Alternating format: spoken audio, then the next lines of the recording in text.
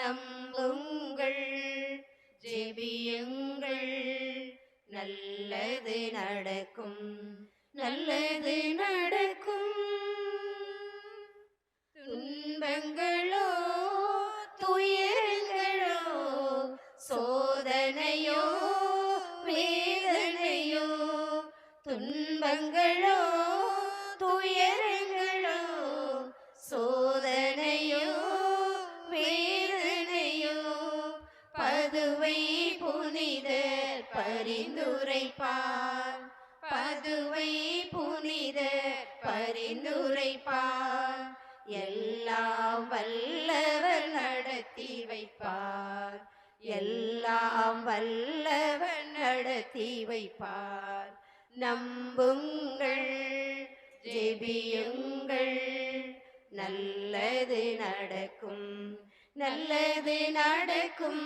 நம்புங்கள், ஜெபியுங்கள், நல்லது நடக்கும், நல்லது நடக்கும். மனச்சுமையோ பாரங்களோ உடற்பிணியோ ஊனங்களோ, மனச்சுமையோ பாரங்களோ உடற்பிணியோ ஊனங்களோ, பதுவை புனிதர் பரிந்துரைப்பார், பதுவை புனிதர் பரிந்துரைப்பார், எல்லாம் வல்லவர் நலம் தருவார், எல்லாம் வல்லவர் நலம் தருவார். நம்புங்கள், ஜெபியுங்கள், நல்லது நடக்கும், நல்லது நடக்கும். நம்புங்கள், ஜெபியுங்கள், நல்லது நடக்கும், நல்லது நடக்கும். கிறிஸ்துவில் அன்புமிக்க சகோதர சகோதரிகளை, நமக்காக பரிந்துரைத்து அருள்வரங்களை பெற்றுத்தரும் நம் பாதுகாவலர் புனித அந்தோணியார் வழியாக எல்லாம் உள்ள இறைவனை புகழ்ந்து போற்றுவோம். மாந்தர் அனைவரின் குறைகளையும் தேவைகளையும் கவலைகளையும் இறைவனிடம் எடுத்து கூறி இறையன்பை வெளிப்படுத்தும் இரக்கம் மிகுந்த புனித அந்தோணியார் வழியாக இறைவா உம்மை புகழ்கின்றோம். இறைவனின் சாட்சிகளாய் வாழவும், பாவத்தை விலக்கி புண்ணியத்தை கடைபிடிக்கவும் இறையன்பை தன் வார்த்தையாலும் வாழ்க்கையாலும் போதித்த புனித அந்தோணியார் வழியாக இறைவா உம்மை புகழ்கின்றோம். பசி பிணி நோயால் வாடும்போது எங்கள் கண்ணீரை துடைத்து ஆறுதல் வழங்கும் புனித அந்தோணியார் வழியாக இறைவா உம்மை புகழ்கின்றோம். அலகையின் பிடியில் அல்லல்படும் மக்களை பரிவன்போடு ஆதரித்து நலம் பெற்று தரும் புனித அந்தோணியார் வழியாக இறைவா உம்மை புகழ்கின்றோம். நம்முடைய நன்றிகளை காணிக்கையாக்குவோம். எங்கள் துன்பத் துயரத்தை நீக்கி எங்கள் குடும்பங்களில் அமைதியும் சமாதானத்தையும் நாங்கள் இறைவனின் அன்பில் நிலைத்திருக்கும் அருளையும் பெற்றுக் கொடுத்ததற்காக எங்கள் மனப்பிணிகளையும் உடல் நோய்களையும் குணமாக்கி எங்களுக்கு மன அமைதியையும் உடல் வலிமையையும் அளிப்பதற்காக நாங்கள் எல்லா வகையிலும் வேதனையுற்றாலும் ஒடுங்கி போவதில்லை, மனக்கலக்கம் அடைந்தாலும் மனம் உடைவதில்லை, துன்புறுத்தப்பட்டாலும் இறைவனால் கைவிடப்படாமல் இருக்கிறோம் என நம்பிக்கை எங்களுக்கு உணர்த்தியதற்காக நாங்கள் சாக வேண்டியவர்களைப் போலிருந்தாலும் இன்னும் உயிர் வாழ்கிறோம், துயரத்தில் ஆழ்ந்தவர்களாய் தென்பட்டாலும் எப்பொழுதும் மகிழ்ச்சியுடன் இருக்கிறோம் என்று உணர்ந்து எங்கள் கடமைகளை நாங்கள் நிறைவேற்ற அருள் புரிந்ததற்காக புனித அந்தோணியாருடைய மன்றாட்டால் நாம் இதுவரை அடைந்துள்ள எல்லா ஆன்ம உடல் மன நலன்களுக்காக மௌனமாக நன்றி கூறுவோம். நம் நன்றியுறுதல்களை ஏற்று நம் அனைவரையும் இறைவன் ஆசீர்வதிக்கும்படியாக மன்றாடுவோமாக. மகிமை பொருந்திய புனித அந்தோணியாரே, துயரும் எங்கள் இதய மன்றாட்டுகளுக்கு நீர் செவி சாய்த்தருளும். இதுவரை நாங்கள் உம்மூலம் இறைவனிடமிருந்து பெற்றுக்கொண்ட எல்லா நன்மைகளுக்காகவும் எங்களின் இதயபூர்வமான நன்றியை தெரிவித்துக் கொள்கிறோம். நாங்கள் என்றும் இறைவனின் அன்பு மக்களாக வாழவும் இவ்வுலக வாழ்வு முடிந்த பின் உம்மோடு இறைவனை முகமுகமாய் நித்தியத்திற்கும் தரிசிக்க வேண்டிய பாக்கியத்தை எங்களுக்கு பெற்று தந்தருளும். நம்முடைய விண்ணப்பங்களை அவர் முன் சமர்ப்பிப்போம். ஏழைகளையும் ஆதரவற்றவர்களையும் அன்புடன் அரவணைக்கும் புனிதரே, எங்களின் வறுமை துன்பம் நீங்கி மன அமைதியுடனும் குடும்ப சமாதானத்துடனும் நல்வாழ்வு வாழ வழிவகுக்க வேண்டுமென்று புனித அந்தோணியாரே உம்மை மன்றாடுகிறோம். குழந்தை இயேசுவின் பிரிய நண்பரான புனித அந்தோணியாரே, சிறுவர் சிறுமியர் இயேசுவை அன்பு செய்து ஆன்மீகத்தில் சிறந்து விளங்கவும், பெரியவர்களுக்கு கீழ்ப்படிந்து புண்ணியத்தில் வளரவும், இறைவனால் குறிக்கப்பட்ட வாழ்க்கை நிலையை தெரிந்து கொண்டு உத்தம மக்களாய் வாழவும் தேவையான வரத்தை பெற்றுத்தர வேண்டும் என்று புனித அந்தோணியாரே உம்மை மன்றாடுகிறோம். பெற்றோர்கள் தங்கள் அழைத்தலின் மேன்மையை உணர்ந்து தங்களது நல்வாழ்வால் பிள்ளைகளுக்கு முன்மாதிரியாய் இருந்து அவர்களை தெய்வ பயத்திலும் அன்பிலும் வளர்க்கவும் தங்கள் வாழ்க்கை நிலையின் கடமைகளை பிரமாணிக்கமாய் நிறைவேற்ற வேண்டிய உதவியை ஈந்தருள வேண்டும் என்று புனித அந்தோணியாரே உம்மை மன்றாடுகிறோம். நோயாளிகளை குணமாக்கும் கருணை உள்ளம் படைத்த வள்ளலே, எங்கள் உடல் நோய்களையும் மனப்பிணிகளையும் போக்கி எங்களுக்கு சமாதானத்தையும் மகிழ்வையும் பெற்றுத்தந்தருள வேண்டும் என்று புனித அந்தோணியாரே உம்மை மன்றாடுகிறோம். பதுவை வள்ளலான புனித அந்தோணியாரே, மரித்தவர்களை உயிர்ப்பித்தவரே, பாவத்தினால் பலவீனம் அடைந்திருக்கும் எங்கள் ஆன்மாவுக்கு இறைவனின் அருளை பெற்றுத்தந்து நாங்கள் எங்கள் ஆன்மீக வாழ்வை மாற்றியமைத்து புது வாழ்வு வாழ வேண்டும் என்று புனித அந்தோணியாரே உம்மை மன்றாடுகிறோம். மெய்மறையை பரப்ப ஆர்வத்துடன் பணிபுரிந்த அப்போஸ்தலரே, நாங்கள் எங்கள் விசுவாசத்தில் நிலைத்திருந்து எங்களை சுற்றியுள்ள மக்களுக்கு எங்களது எடுத்துக்காட்டான வாழ்வால் கிறிஸ்துவின் உயிருள்ள சாட்சிகளாய் விளங்க உதவ வேண்டுமென்று புனித அந்தோணியாரே உம்மை மன்றாடுகிறோம். புனித அந்தோணியாரிடம் நம் ஒவ்வொருவருடைய தனிப்பட்ட விண்ணப்பங்களையும் மௌனமாக எடுத்து கூறுவோம்.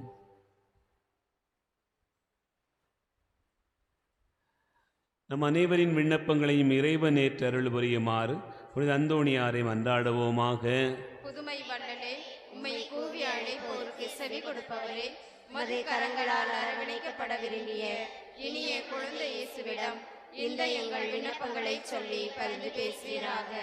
இவற்றை நாங்கள் அடைந்தால் என்றும் உமக்கு நன்றியுள்ளவர்களாக இருப்போம். மகிமை பொருந்திய புனிதரே, நாங்கள் கேட்பது எங்களுக்கு நல்லதல்ல என்றால் இதைவிட சிறந்ததொன்றை, எங்களுக்கு தேவையானதொன்றை இறைவனிடமிருந்து எங்களுக்கு பெற்று தந்தருளும். ஆண்டவராகிய இயேசு கிறிஸ்து உங்களை பாதுகாக்க உங்கள் நடுவிலும், உங்களை காப்பாற்ற உங்களுக்குள்ளும், வழிகாட்ட உங்களுக்கு முன்னும், உங்களுக்கு காவலாய் இருக்க உங்களுக்கு பின்னும், உங்களை ஆசீர்வதிக்க உங்கள் மேலும் இருப்பாராக. தந்தை, மகன், தூய ஆவி உங்கள் அனைவரையும் ஆசீர்வதிப்பாராக.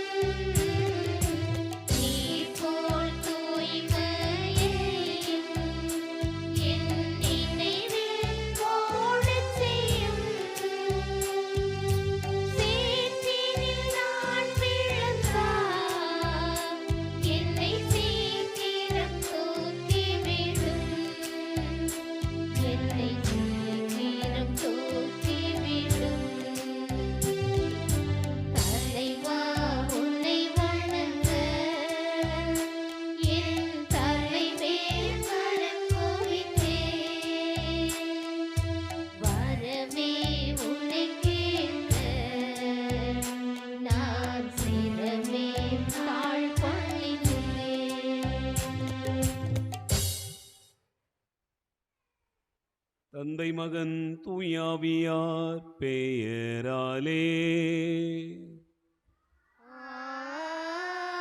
ஆமென். நம் ஆண்டவராகிய இயேசு கிறிஸ்துவின் அருளும் கடவுளின் அன்பும் தூயாவியாரின் நட்புறவும் உங்கள் அனைவரோடும் இருப்பதாக. உம் ஆன்மாவோடும் இருப்பதாக. ஆண்டவர் இயேசு கிறிஸ்துவில் அன்பு நிறைந்த சகோதர சகோதரிகளே, இது இனிய நாளில் ஆண்டவருக்கு நன்றி கூறி பதிவிலே கலந்து கொள்ள வந்திருக்கிறோம். இந்த இறைவார்த்தையின் வழியாக நாம் அவருடைய அருளை பெற்று கொண்டவர்களாக தொடர்ந்து பயணிக்க வேண்டும் என்பதனையே ஆண்டவர் நமக்கு வெளிப்படுத்துகிறார். இந்த உணர்தலை நாம் பெற்றுக்கொள்ள தொடர்ந்து ஜெபிப்போம். இந்த திருப்பலியில் சிறப்பாக தனராஜ் ரோனிக்கும் ஒப்புக்கொடுக்கக்கூடிய நன்றியறிந்த திருப்பலியாக வேண்டுவோம். குடும்பத்திற்கு இறைவன் செய்திருக்கக்கூடிய சகல நன்மைகளுக்கு நன்றியாகவும், பார்க்கின்ற தொழிலை இறைவன் ஆசீர்வதித்ததற்கு நன்றியாகவும், மகன் பார்க்கின்ற வேலையை ஆசீர்வதிக்கும்படியாகவும், இறை அழைத்தலுக்கு சென்றிருக்கக்கூடிய ஞான அந்தோணியம்மாள் மற்றும் ரூபினி இருவரையும் இறைவன் நிறைவாய் ஆசீர்வதிக்கும்படியாகவும், பெண் பிள்ளைகள் மருமக்கள் பார்க்கின்ற தொழிலை இறைவன் ஆசீர்வதிக்கும்படியாகவும், சகோதரர் சகோதரிகளுக்கு நல்ல உடல் உள்ள சுகம் கிடைக்கும்படியாகவும், வெளிநாட்டில் வேலை செய்யும் மகனை இறைவன் ஆசீர்வதிக்கும்படியாகவும், மகனோடு வேலை பார்க்கும் அனைவரையும் ஆசீர்வதிக்கும்படியாகவும் புனித அந்தோணியார் வழியாக இப்பலியிலே நாம் வேண்டுவோம். மேலும் சதீஷ் அனுஷா ஒவ்வொருக்கூடிய நன்றியிருந்த திருப்பலி இந்நாள் வரை குடும்பத்திற்கு இறைவன் செய்திருக்கக்கூடிய சகல நன்மைகளுக்கு நன்றியாகவும், இரண்டாவது பிறந்தநாள் காணுகிற மகன் சஞ்சய் ஆண்டோவிற்கு இறைவன் நல்ல உடல் உள்ள சுகம் தந்து காக்கும்படியாகவும், ஞானத்தில் சிறந்து விளங்கச் செய்யும்படியாகவும், தொழிலை ஆசிர்வதிக்கும்படியாகவும் புனித அந்தோணியார் வழியாக இப்பலியிலே நாம் வேண்டுவோம். எல்லாம் வல்ல இறைவனிடமும் சகோதர சகோதரிகளே, உங்களிடமும் நான் பாவி என்னை ஏற்றுக்கொள்கிறேன். ஏனெனில் என் சிந்தனையாலும் சொல்லாலும் செயலாலும் கடமையில் தவறியதாலும் பாவங்கள் பல செய்தேன். என் பாவமே, என் பாவமே, என் பெரும் பாவமே. ஆகையால் எப்பொழுதும் கன்னியான புனித மரியாளையும் வானதூதர் புனிதர் அனைவரையும், சகோதர சகோதரிகளே உங்களையும் நம் இறைவனாகிய ஆண்டவரிடம் எனக்காக வேண்டிக் கொள்ள மன்றாடுகிறேன். எல்லாம் வல்ல இறைவன் நம்மீது இரக்கம் வைத்து நம் பாவங்களை மன்னித்து நம்மை நிலைவாழ்வுக்கு அழைத்து செல்வாராக. ஆமென்.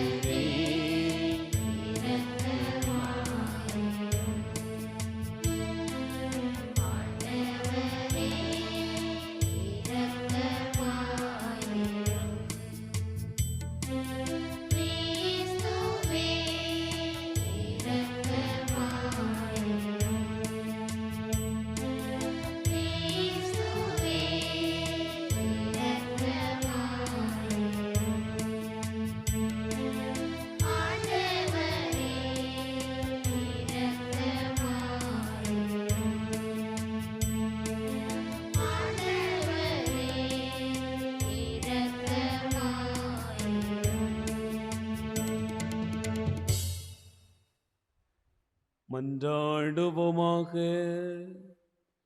ஆண்டவரே, புனிதமான பற்றன்பு உள்ள முயற்சிகளை பெருமதிப்புடன் கடைப்பிடிப்பதால் நம்பிக்கையாளரின் இதயங்களை செம்மைப்படுத்தி அருளும். அதனால் அவர்கள் தகுதியான மனதுடன் பாஸ்கா மறை நிகழ்வை ஏற்றுக்கொண்டு உமது மீட்பின் புகழை பறைசாற்றச் செய்ய வேண்டும் என்று எங்கள் ஆண்டவராகிய கிறிஸ்து வழியாக உம்மை மன்றாடுகிறோ.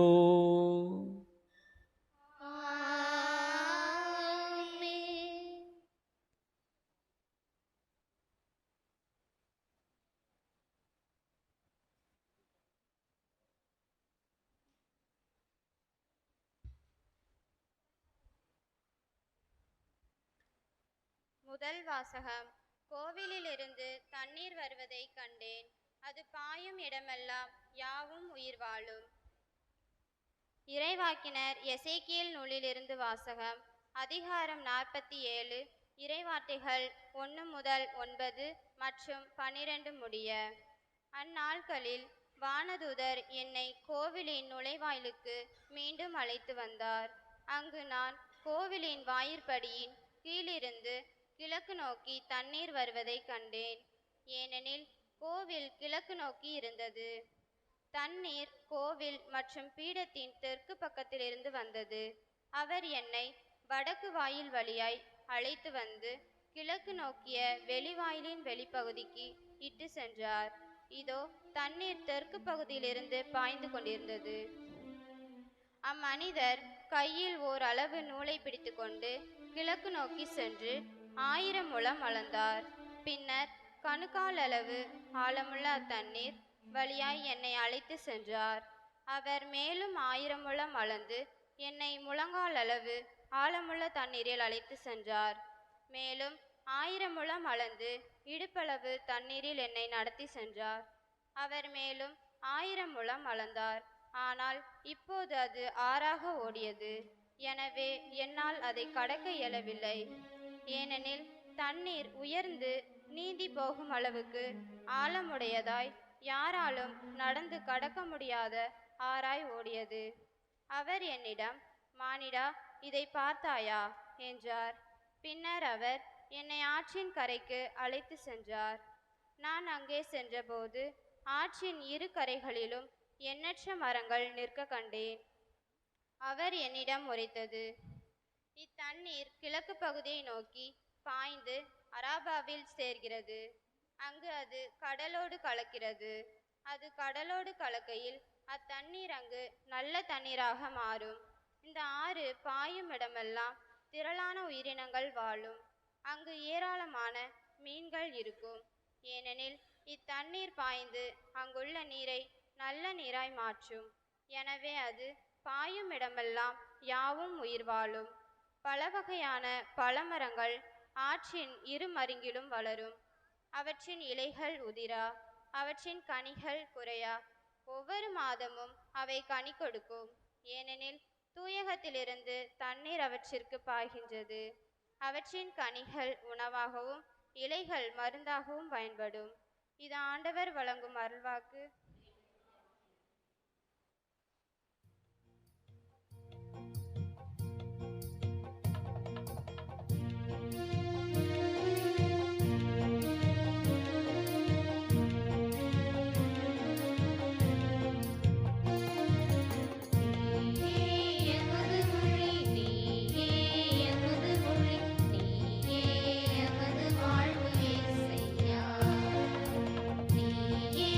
எமது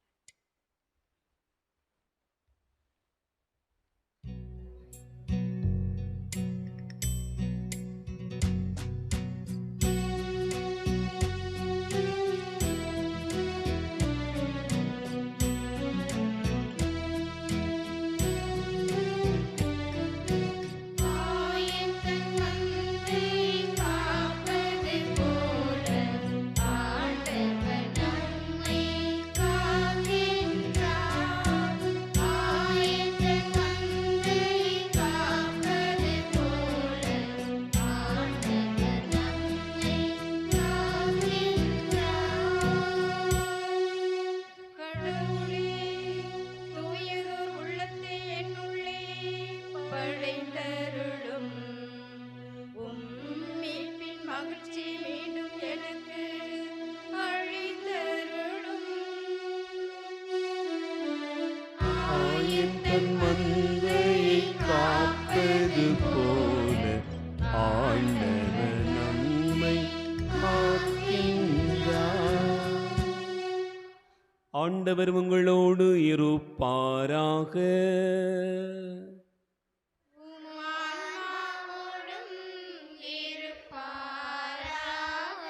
தூய யோவான் எழுதிய நற்செய்தியிலிருந்து வாசகம்.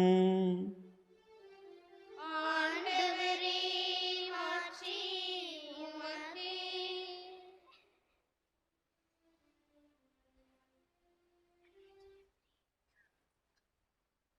யோவான் நற்செய்தி அதிகாரம் 5. இறைவார்த்தைகள் 1 முதல் 3 மற்றும் 5 முதல் 16 முடிய. யோவான் நற்செய்தி 5வது அதிகாரம், இறைவார்த்தைகள் 1 முதல் 3 மற்றும் 5 முதல் 16 முடிய. யூதர்களின் திருவிழா ஒன்று வந்தது. இயேசுவும் எருசலேமுக்குச் சென்றார். எருசலேமில் ஆட்டுவாயிலுக்கு அருகில் 5 மண்டபங்கள் கொண்ட குளம் ஒன்று உண்டு. எபிரேய மொழியில் பெத்சதா என்பது அதன் பெயர். இம்மண்டபங்களில் உடல் நலமற்றோர், பார்வையற்றோர், கால் ஊனமுற்றோர், முடக்குவாதமுற்றோர் ஆகியோர் திரளாய் படுத்து கிடப்பர். இவர்கள் குளத்து நீர் கலங்குவதற்காக காத்திருப்பார்கள். 38 ஆண்டுகளாய் உடல் நலமற்றிருந்த ஒருவரும் அங்கு இருந்தார். இயேசு அவரைக் கண்டு, நெடுங்காலமாக அவர் அந்நிலையில் இருந்துள்ளதை அறிந்து, நலம் பெற விரும்புகிறீரா என்று அவரிடம் கேட்டார். ஐயா, தண்ணீர் கலங்கும்போது என்னை குளத்தில் இறக்கிவிட ஆள் இல்லை. நான் போவதற்கு முன் வேறு ஒருவர் இறங்கி விடுகிறார் என்று உடல் நலமற்றவர் அவரிடம் கூறினார். இயேசு அவரிடம், எழுந்து உம்முடைய படுக்கையை எடுத்துக்கொண்டு நடந்து செல்லும் என்றார். உடனே அம்மனிதர் நலமடைந்து தம்முடைய படுக்கையை எடுத்துக்கொண்டு நடந்தார். அன்று ஓய்வு நாள். யூதர்கள் குணமடைந்தவரிடம், ஓய்வு நாளாகிய இன்று படுக்கை எடுத்துச் செல்வது சட்டத்திற்கு எதிரான செயல் என்றார்கள். அவர் மறுமொழியாக, என்னை நலமாக்கியவரே உம்முடைய படுக்கை எடுத்துக்கொண்டு நடந்து செல்லும் என்று என்னிடம் கூறினார் என்றார். படுக்கை எடுத்துக்கொண்டு நடந்து செல்லும் என்று உம்மிடம் கூறியவர் யார் என்று அவர்கள் கேட்டார்கள். ஆனால் நலமடைந்தவருக்கு அவர் யாரென தெரியவில்லை. ஏனெனில் அவ்விடத்தில் மக்கள் கூட்டமாய் இருந்ததால் இயேசு அங்கிருந்து நழுவி போய்விட்டார். பின்னர் இயேசு நலமடைந்தவரை கோவிலில் கண்டு, இதோ பாரும், நீர் நலமடைந்துள்ளீர். இதைவிட கேடானது எதுவும் உமக்கு நிகழாதிருக்க இனி பாவம் செய்யாதீர் என்றார். அவர் போய் தம்மை நலமாக்கியவர் இயேசு என்று யூதர்களுக்கு அறிவித்தார். ஓய்வு நாளில் இயேசு இதை செய்ததால் யூதர்கள் அவரை துன்புறுத்தினார்கள். ஆண்டவரின் அருள்வாக்கு. கிறிஸ்துவே, உமக்கு புகழ்.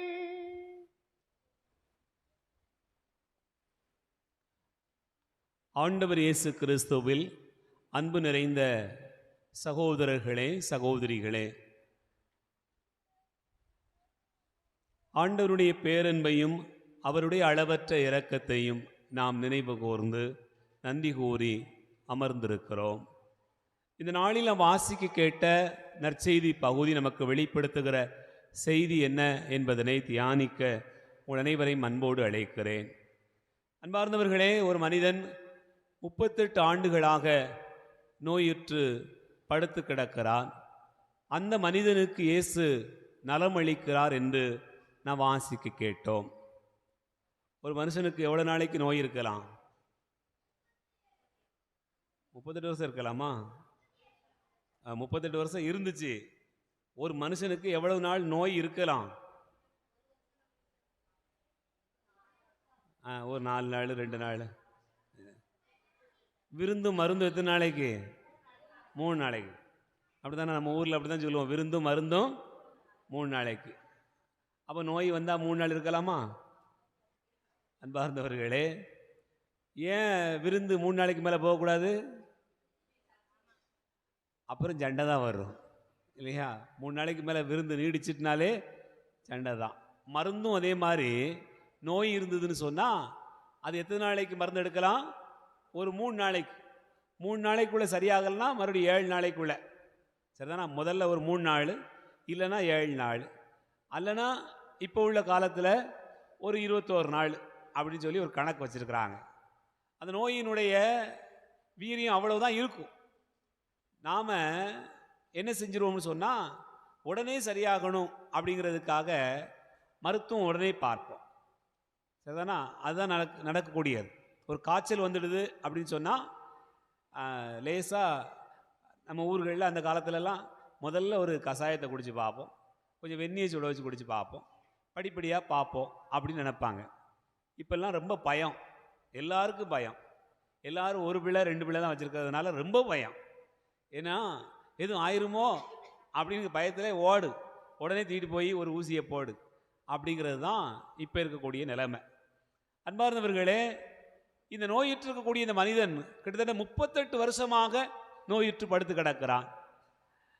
ஏன் இவன் இப்படியே இந்த நிலைமையில் இருந்திருக்கிறான் அப்படின்னு நம்ம நினைச்சு பார்த்தோம்னு சொன்னால், அங்கு போனவர்கள் வந்தவர்கள் ஏராளமான பேர் அந்த ஆலயத்திற்கு முன்பாக போகிறார்கள், வருகிறார்கள், பார்த்திருக்கிறார்கள். இந்த மனிதனை பார்க்கிற போது, இவனுடைய நிலைமையை பார்க்கிற போது, உண்மையிலேயே இவனை கல்லையும் மண்ணையும் பார்ப்பது போல தான் அவங்க பார்த்துருக்கணும். ஏன்னு சொன்னால், எத்தனை வருஷமா படுத்திருக்கிறான், அவனை ஒரு பொருட்டாகவே பார்க்கவில்லை. அன்பார்ந்தவர்களே, நம்ம வீட்டிலையும் பல நேரங்களில் 1 வாரம் நோய் இருந்தால் பரவாயில்லை, 1 மாதம் இருந்தால் கூட பரவாயில்ல, 1 வருஷம் கூட இருந்தால் கூட பரவாயில்ல. ஆனால் 2 வருஷம் 3 வருஷத்துக்கு மேலே உங்கள் மாமியாருக்கு காய்ச்சலோ நோயோ இதை நீடிச்சிட்டுனா நீங்கள் என்ன செய்வீங்க? நம்ம என்ன சொல்லுவோம் வழக்கமாக? உங்கள் மாமியார் எப்படி இருக்காங்க அப்படின்னு கேட்டால் என்ன சொல்லுவோம்? அது கிடக்கு, போகவும் மாட்டுக்கு, ஒன்றும் நடக்கவும் மாட்டேங்குது அப்படின்னு நம்ம சொல்லுவோம். பல நேரங்களில் அது நடக்கிறத பார்க்குறோம். அப்படின்னா என்ன அர்த்தம்? அவ்வளவு தூரம் அது வேதனை அனுபவிக்குது. அதை விடவும் அதை பார்க்குறவங்களுக்கு பெரிய வேதனையாக இருக்கிறது. இப்போ இந்த மனுஷனை பாருங்கள், 38 வருஷமாக நோயுற்று படுத்து கிடக்கக்கூடிய இவனை யாருமே கண்டுகொள்ளவில்லை. அன்பார்ந்தவர்களே, இந்த மனிதனிடத்தில் இயேசு வந்து நீ நலம் பெற விரும்புகிறீரா அப்படின்னு கேட்ட உடனே என்ன சொல்லியிருக்கணும்? உடனே என்ன செஞ்சிருக்கணும்? ஆமாம், அதுக்கு தானே அங்கே படுத்தே கிடக்கிறேன், இவ்வளவு நாள் இங்கே இருக்கிறது காரணமே இதுதான், இது கூட தெரியாதா உனக்கு அப்படின்னு சொல்லியிருந்திருக்கலாம். அல்லது இயேசுவை பற்றி கேள்விப்பட்டதுனால, இயேசுவே எனக்கு முதல்ல குணமாக்கும் அப்படின்னு கூட சொல்லியிருந்திருக்கலாம். ஏன்னா எல்லாரும் இயேசுவை தேடி போனாங்க, ஆனால் இயேசு இந்த மனிதனை தேடி போயிருக்கிறார்.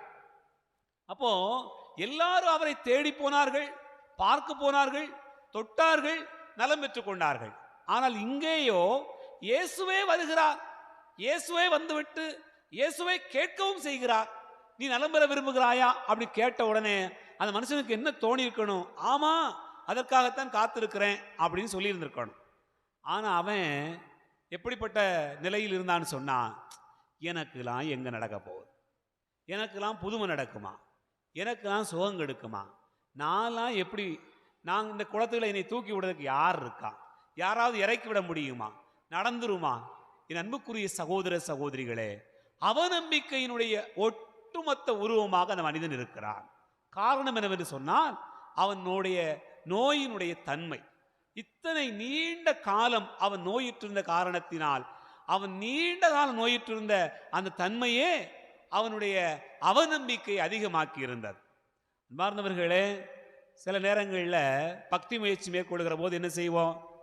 கோயிலை சுற்றி 13 தடவை நடக்கலாம். நடந்து ஒவ்வொரு செவ்வாய்க்கிழமையும் 13 முறை நடந்து நம்ம பக்தி முயற்சியை மேற்கொள்ளலாம். அல்லது 13 வாரம் அந்தோணியாருக்கு நேர்ந்து வச்சு, எனக்கு 13வது வாரத்தில் இது சாத்தியப்படணும், நடக்கணும் அப்படின்னு சொல்லி வேண்டுதல் வச்சு போனால் அதுவும் சாத்தியப்படுகிறது. நிறைய பேருக்கு அது நடந்திருக்கிறது. அப்படி நடக்கலாம். அப்படி நடக்கலை அப்படின்னு சொன்னால் என்ன வரும்? 7வது வாரம் 8வது வாரம் நடக்கும்போதே சில நேரங்களில் நடக்கலை அப்படின்னு சொன்னாலே ஒரு மனசு சோர்வு வருகிறது. 13 வாரம் முடித்த உடனே என்ன சொல்லும் மனசு? சரி, நமக்கெல்லாம் இங்கே நடக்க போகுது. அவள் 3 வாரம் தான் நடந்தான்னு சொன்னான், அவள் 2 வாரம் தான் நடந்தான்னு சொன்னாங்க. சிலுவை கோயிலுக்கு மாதந்தோறும் வெள்ளிக்கிழமை போனேன்னு சொன்னாங்க. 2 மாதம் நடந்து போன உடனே சரியாயிட்டுன்னு சொன்னாங்க. ஆனால் நான் எத்தனை மாதமாக நடந்துக்கிட்டு இருக்கேன், எனக்கு நடக்கவே இல்லையே. என் அன்பார்ந்த சகோதர சகோதரிகளே, பல நேரங்களில் இந்த மனிதனைப் போல என்னை குளத்தில் இறக்கி விடுவதற்கு ஆள் இல்லை. எனக்கு யார் உதவி செய்வார்? இந்த அவநம்பிக்கையான ஒரு சூழ்நிலை அந்த மனிதனுக்கு ஏற்பட்டிருந்ததை ஆண்டவர் இயேசு கண்டு அவனுக்கு நலமளிப்பதை பார்க்கிறோம். இயேசு பார்த்தது போலவே நிறைய பேர் அவனை பார்த்திருக்க வேண்டும். ஒருவேளை என்ன யோசித்திருக்கலாம்? அன்பார்ந்தவர்களை கொஞ்சம் யோசித்து பாருங்களேன். ஏப்பா, உன்னை குளத்துல தானே இறக்கி விடணும், அந்த நேரத்தில் தூதர் வருவார், தூதர் வந்தால் உனக்கு குடம் கிடைக்கும் அல்லவா, நான் இறக்கி விடுறேன் இந்த வருஷம் அப்படின்னு சொல்லி இறக்கி விட்டுருக்கலாமா? விட்டுருக்க முடியாதா? நிறைய நேரங்களில் வாய்ப்பு இருக்கிறது. அப்போ என்ன நினைச்சு பார்க்குறோம்னு சொன்னால், இவனுக்கு ஏற்கனவே ரொம்ப கொழுப்பு கூடி இருந்திருக்கும்னு நினைக்கிறேன், ரொம்ப பிரச்சனைக்குரிய ஆளாத்தான் இருந்திருப்பான். ஏன்னு சொன்னால் நற்செய்தியில் ஆண்டவரே சொல்லுகிறார். பாருங்க, யோவான் நற்செய்தி 5வது அதிகாரம் 14வது வசனத்தில் வாசிங்க. பின்னர் இயேசு நலமடைந்தவரை கோவிலில் கண்டு, இதோ பாரும், நீ நலமடைந்துள்ளீர், இதைவிட கேடானது எதுவும் உமக்கு நிகழாதிருக்க இனி பாவம் செய்யாதீர். அப்ப இந்த மனிதனுடைய இந்த நீண்ட கால நோய்க்கான காரணம் என்ன என்று இயேசுவுக்கு தெரிந்திருந்தது. அதை போல அந்த ஊர்க்காரங்களும் இவன் எப்படிப்பட்ட ஆளுன்னு தெரிஞ்சு வச்சிருக்கலாம். அதனால பேசாம இவன் இப்படி நோயில் நடந்து சாகட்டும், நமக்கு எதுக்கு வேலை, நம்ம ஏன் இறக்கி விடணும் அப்படின்னு சொல்லி சொந்தக்காரனும் வரல, ஊர்க்காரனும் வரல, யாருமே அவனுக்கு உதவி செய்ய முன் வரல. அதனால தான் இயேசு சொல்லுகிறார், இதை பாரு, நீ நலமடைஞ்சிட்ட, இதை விடவும் கேடானது நடக்காம இருக்கிறதுக்காக என்ன செய்யணும்? பாவம் செய்யாதே என்று சொல்லுகிறார். என் அன்பார்ந்த சகோதர சகோதரிகளே, ஒரு முறை நலமடைந்த பிறகு நாம் என்ன செய்ய வேண்டும் என்று சொன்னால், ஆண்டவருடைய கட்டளைகளை கடைபிடித்து நடக்கணும். அதுதான் ஆண்டவர் சொல்ல விரும்புகிற செய்தி. ஒரு முறை நாம் ஆசீர்வாதத்தை பெற்றுக்கொண்டோம் என்று சொன்னால் அந்த ஆசீர்வாதத்திலேயே நிலைத்து நிற்க வேண்டும். இனி பாவம் செய்யாதீர் என்று ஆண்டவர் அவனுக்கு கட்டளை கொடுக்கிறார். நீங்கள் பாருங்கள், இதே போல ஒரு நிகழ்ச்சியை நான் பார்க்க முடியும். யோவான் நற்செய்தி 8வது அதிகாரம் 11வது வசனத்தை வாசித்து பார்த்தீங்கன்னு சொன்னால், விபச்சாரத்தில் பிடிபட்ட ஒரு பெண்ணை இயேசுவிடத்திலே கொண்டு வந்து இவர் குற்றவாளி என்று எல்லாரும் சொல்லுகிறார்கள். இயேசு எதுவுமே சொல்லாமல் எழுதி கொண்டிருக்கிறார். அப்போது எல்லாரையும் பார்த்து, உங்களில் குற்றமில்லாதவர் முதலில் இவள் மீது கல்லெறியட்டும் என்று இயேசு சொல்லுகிறார். அங்கு எல்லாருமே வந்தவர்கள் எல்லாரும் ஒருவர் பின் ஒருவராக போய்விடுகிறார்கள். அம்மா, அவர்கள் எங்கே போனார்கள்? நீர் குற்றவாளி என்று உம்மை யாரும் தீர்ப்பிடவில்லையா என்று கேட்கிறார் இயேசு. 11வது வசனத்தை வாசிங்க. அந்த பெண் என்ன சொல்கிறாள்? இல்லை ஐயா என்றார். இயேசு அவரிடம், நானும் தீர்ப்பளிக்கவில்லை, நீர் போகலாம், இனி பாவம் செய்யாதீர். ஆண்டவர் என்ன சொல்கிறார்? இனி பாவம் செய்யாதீர். இங்க என்ன சொன்னாரு பாருங்க, 14வது வசனத்தில் என்ன சொல்கிறார்? நீ நலமடைந்துள்ளீர், இதைவிட கேடானது எதுவும் உமக்கு நிகழாதிருக்க இனி பாவம் செய்யாதீர். அப்படி என்று சொன்னால், என் அன்புக்குரிய சகோதர சகோதரிகளே, ஒரு மனிதனுடைய நீண்ட கால நோய்க்கான காரணம் என்ன என்று அவன் அறிந்திருக்க வேண்டும். அவன் அறியாதவனாக இருந்தான் என்று சொன்னால் அது மீண்டும் மீண்டும் தொடர்ந்து கொண்டே போகும். நம்முடைய வாழ்க்கையிலும் கூட நமக்கு ஏன் இந்த சங்கடம், நமக்கு ஏன் இவ்வளவு பெரிய கஷ்டம், நமக்கு ஏன் இவ்வளவு பெரிய பிரச்சனை, நம்ம குடும்பத்தில் நம்ம எடுக்கக்கூடிய காரியங்கள் எல்லாம் மீண்டும் மீண்டும் பின்னடைவா போறதுக்கான காரணம் என்ன? ஏன் என்னால் மேற்கொண்டு வளர முடியலை, ஏன் என்னால் இந்த முயற்சி எடுக்கிற போதெல்லாம் ஒரு தடை வந்துக்கிட்டே இருக்குது அப்படின்னு நம்ம நினச்சி பார்த்தோம்னு சொன்னால், நம்முடைய பழைய பாவங்கள், பழைய குற்றங்கள், ஆண்டவருக்கு விரோதமாக நடந்த செயல்கள், நம்மோடு வாழுகிற சகோதர சகோதரிகளுக்கு விரோதமாக நடந்து கொண்ட பல காரியங்கள் நம்முடைய குடும்பத்தில் ஆசீர்வாதம் இல்லாமல் இருப்பதற்கான காரணமாக இருக்க முடியும். அதை நாம் என்ன செய்ய வேண்டும் என்று சொன்னால், ஒரு பெரிய பாவ அறிக்கையாக செய்து ஆண்டவரிடத்திலே ஒப்பு கொடுக்க வேண்டும். அப்படி ஒப்பு கொடுத்தால் மட்டும்தான் இந்த மாதிரியான காரியங்கள் தீரும் என்பது ஆண்டவர் நமக்கு வெளிப்படுத்துகிற செய்தி. அதைத்தான் இங்கே பார்க்கிறோம். 38 வருஷமாக நீண்ட கால நோய்க்கான காரணம் அவனுடைய பாவம்தான். அது இயேசுவுக்கு தெரிந்திருந்தது. அவன் கூட அதை மறந்து போனான். ஏன் மறந்து போனான்?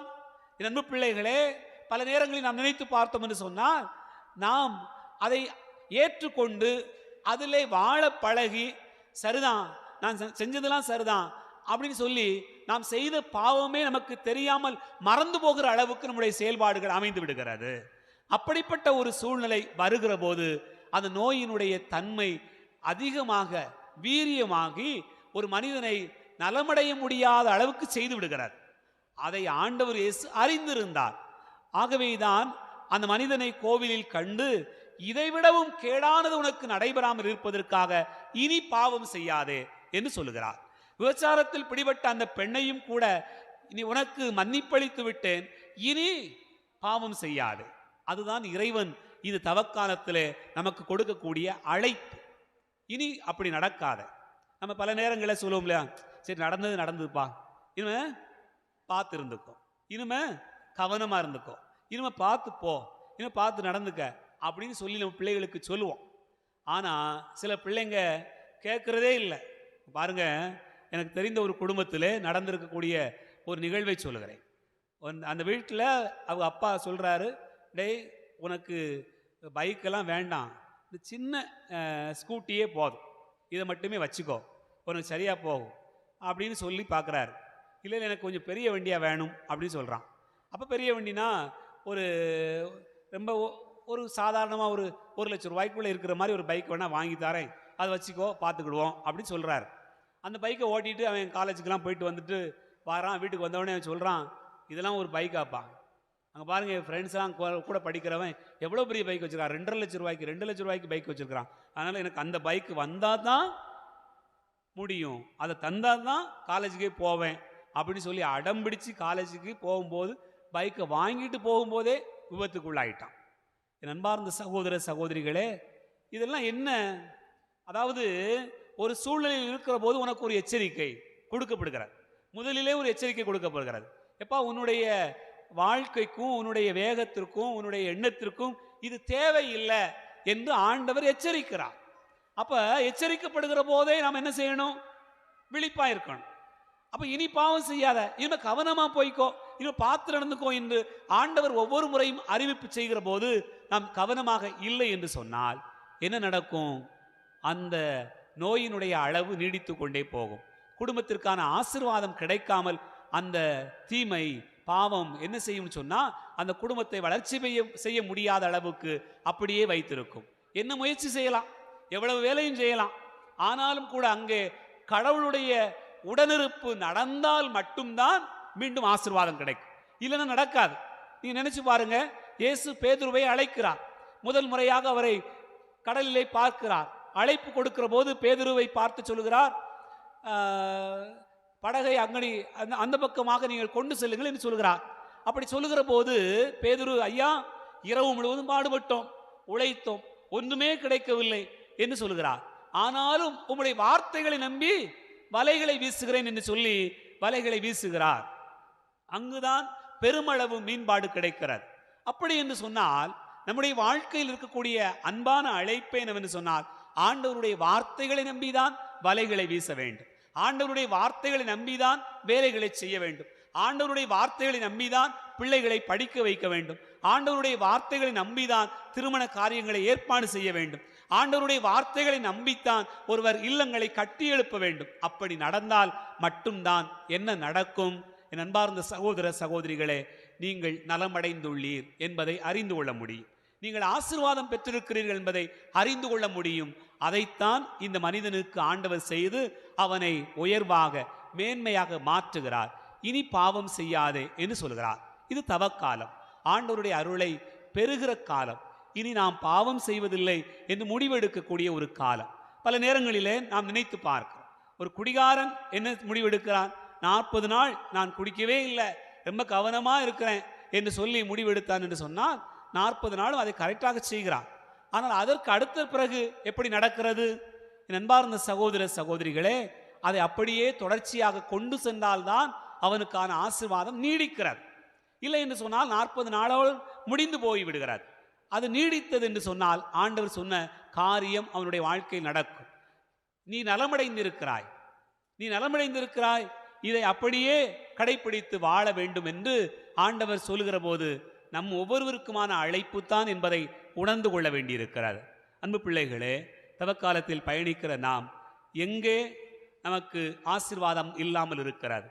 எவ்வளவு நாட்கள் இது நீடித்து கொண்டே போகிறது? பிள்ளைக்கு நடக்காமல் இருக்கலாம், மனைவிக்கு நடக்காமல் இருக்கலாம், அல்லது மகளுக்கு நடக்காமல் இருக்கலாம், அல்லது கணவருக்கு நடக்காமல் இருக்கலாம், நம் உறவினர்களுக்கு யாராவது ஒருவருக்கு நடைபெறாமல் இருக்கலாம். காரணம் என்ன? யோசித்து பார்த்தால் எங்கோ இறைவனுக்கு எதிரான காரியம் ஒன்று நின்று கொண்டு தடையாய் இருக்கிறதா? சிந்திப்போம். இறைவனை ஆசீர்வதிப்பார். ஆமென்.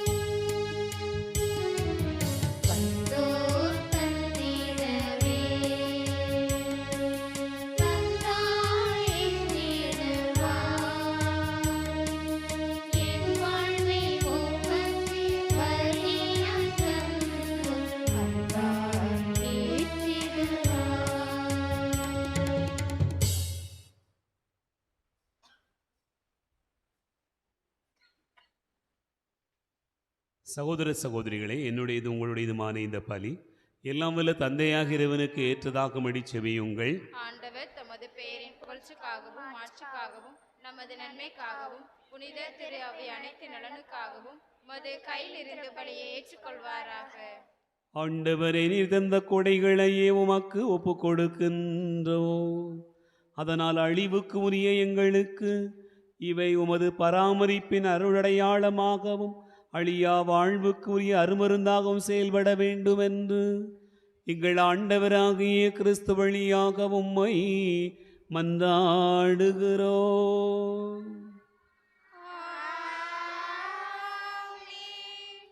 ஆண்டவர் உங்களோடு இருப்பாராக.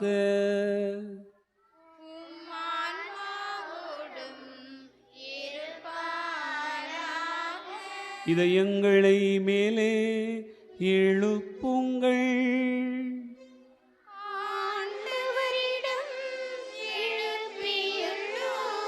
நம் இறைவனாகிய ஆண்டவருக்கு நன்றி கூறுவோம்.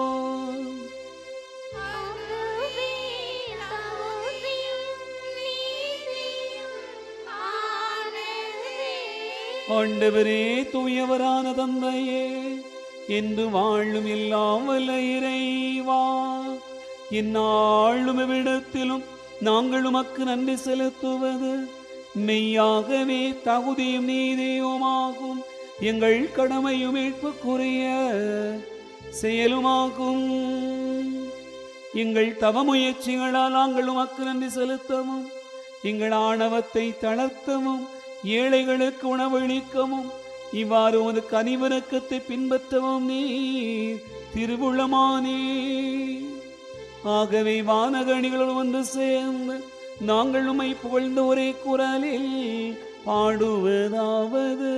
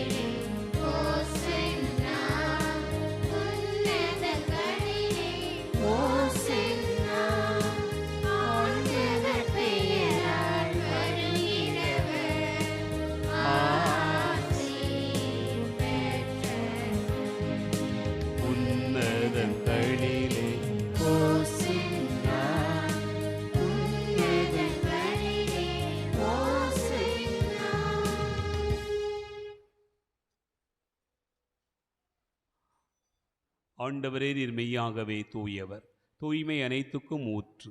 ஆகவே உம்முடைய ஆவியை பொழிந்து இக்காணிக்கைகளை தூய்மைப்படுத்த உம்மை வேண்டுகிறோம். இவ்வாறு எங்கள் ஆண்டவர் இயேசு கிறிஸ்துவின் உடலாகவும் இரத்தமாகவும் எங்களுக்கு இவை மாறுவனவாக. அவர் பாடுபட உளம் கனிந்து தம்மை கையளித்த போது அப்பத்தை எடுத்து நன்றி செலுத்தியதை பிட்டு தம் சீடர்களுக்கு அளித்தவர் கூறியதாவது: அனைவரும் இதிலிருந்து பெற்று உண்ணுங்கள், ஏனெனில் இது உங்களுக்காக கையளிக்கப்படும் என் உடல்.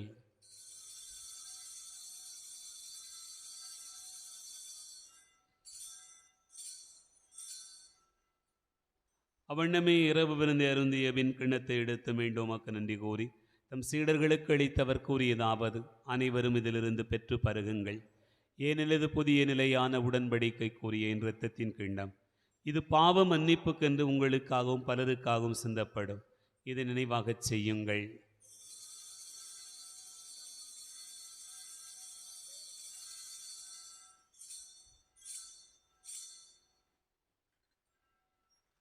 நம்பிக்கையின் மறைபொருள்.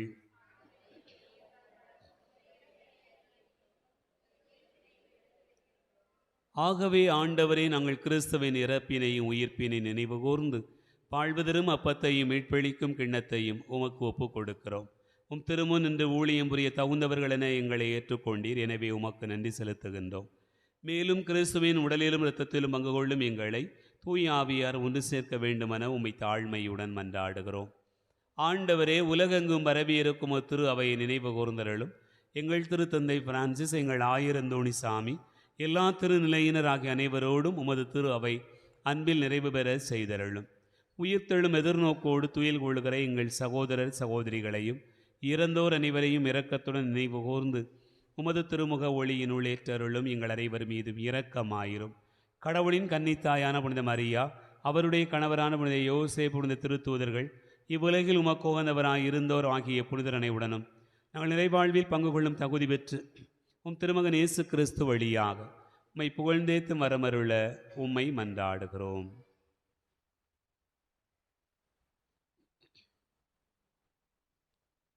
இவர் வழியாக இவரோடு இவரில் எல்லாம் வல்ல இறைவனாகிய தந்தையே, தூயாவியாரின் ஒன்றிப்பில் எல்லா புகழும் ஆட்சியும் என்றென்றும் உமக்கு உரியதே.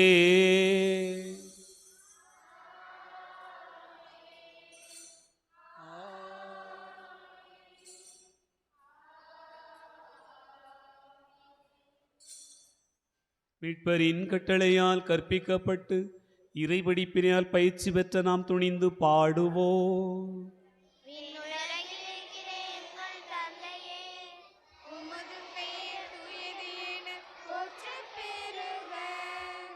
உமது ஆட்சி வருக, உமது திருவுளம் விண்ணுலகில் நிறைவேறுவது போல மண்ணுலகிலும் நிறைவேறுக. அன்றாட உணவை இன்று எங்களுக்கு தாரும்.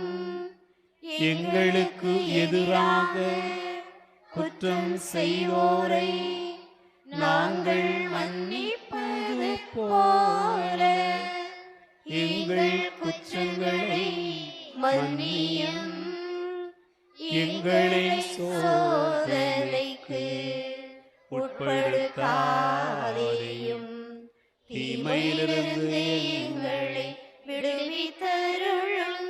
ஆண்டவரே, தீமை அனைத்திலிருந்தும் எங்களை விடுவித்து எங்கள் வாழ்நாளில் அமைதியை கனிவுடன் அருள உம்மை மன்றாடுகிறோம். முதிரக்கத்தின் உதவியால் நாங்கள் பாவத்திலிருந்து எப்போதும் விடுதலை பெற்று யாதொரு கலக்கமுமின்றி நலமாயிருப்போமாக. நாங்கள் எதிர்நோக்கி இருக்கும் பேரின்பத்துக்காகவும் மீட்பராகிய இயேசு கிறிஸ்துவின் வருகைக்காகவும் காத்திருக்கின்றோம்.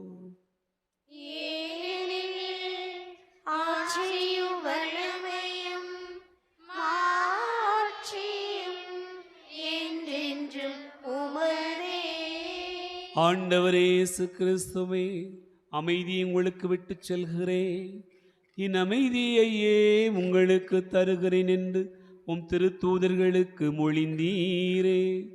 எங்கள் பாவங்களை பாராமல் உமது திரு அவையின் நம்பிக்கையை கண்ணோக்கி உமது திருவுளத்திற்கு ஏற்ப அதற்கு அமைதியும் ஒற்றுமையும் அளித்தருள்வீராக.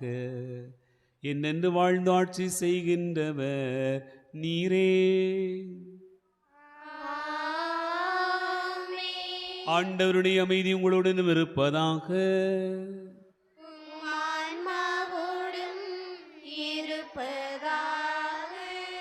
ஒருவருக்கொருவர் அமைதியை பகிர்ந்து கொள்வோம். உலகின் பாவங்களை போக்கும் இறைவனின் செம்மறியே, எங்கள் மேல் இரக்கமாயிரும். உலகின் பாவங்களை போக்கும் இறைவனின் செம்மறியே, எங்கள் மேல் இரக்கமாயிரும். உலகின் பாவங்களை போக்கும் இறைவனின் செம்மறியே, எங்களுக்கு அமைதி அளித்தருளும்.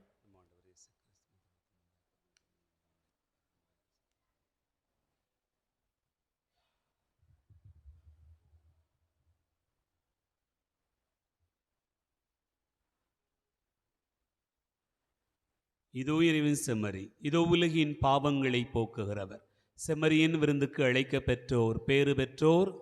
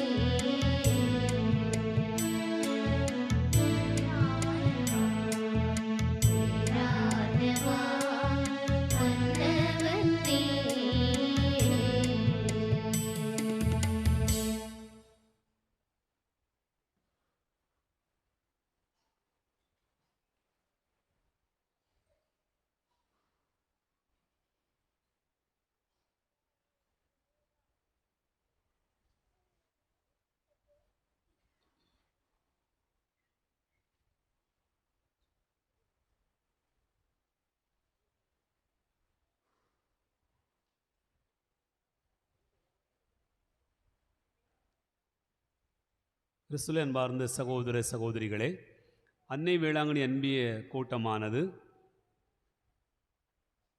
திரு வேளாங்கண்ணி அம்பிகா அவர்களுடைய இல்லத்தில் வைத்து நாளை இரவு 7 மணிக்கு நடைபெறுகிறது. ஆகவே அன்னை வேளாங்கண்ணி அன்பியத்தைச் சேர்ந்த இறைமக்கள் தவறாது இந்த அன்பிய கூட்டத்தில் கலந்து கொள்ளும்படியாக கேட்டுக்கொள்ளப்படுகிறீர்கள். அன்பார்ந்தவர்களே, நம்முடைய மறைமாவட்ட தவக்கால திருப்பயணமானது தென்காசி தூய மிக்கேல் அதிதூதர் திருத்தலத்திற்கு ஏற்பாடு செய்யப்பட்டிருக்கிறது.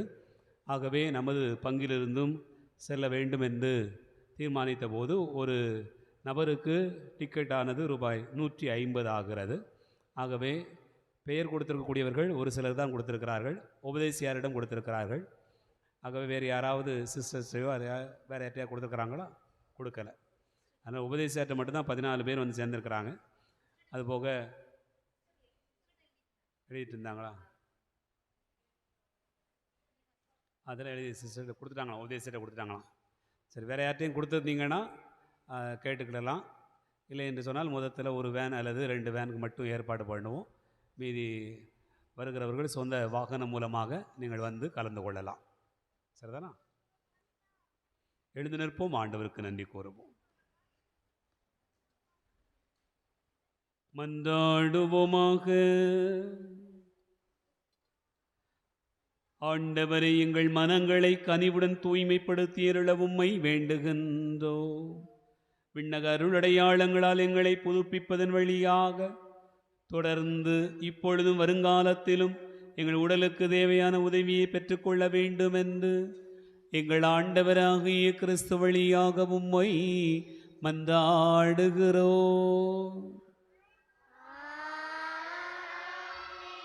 ஆண்டவர் உங்களோடு இருப்பாராக.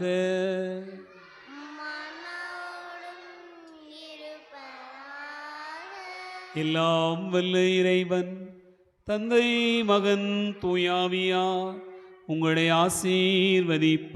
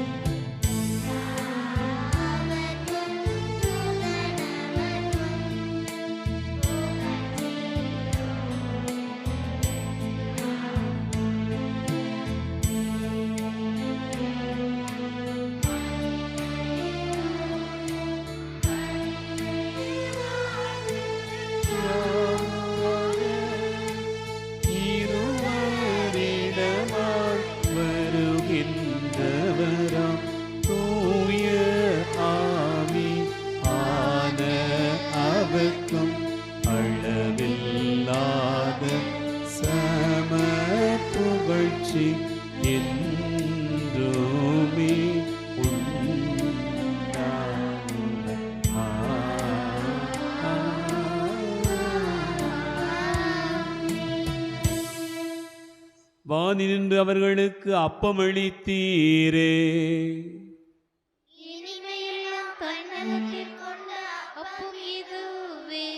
ஜெபிப்போமாக. இறைவா, இந்த வியப்புக்குரிய திருவருட்சாதனத்தில் உம்முடைய திருப்பாடுகளின் நினைவை எங்களுக்கு விட்டு சென்றே உமது திருவுடல் திரு ரத்தம் ஆகியவற்றின் மறைபொருளை வணங்கும் நாங்கள் உமது மீட்பின் பலனை இடைவிடாமல் அனுபவிக்க செய்யுமாறு என்றென்று வாழ்ந்து ஆட்சி செய்கின்ற உம்மை மன்றாடுகிறோம்.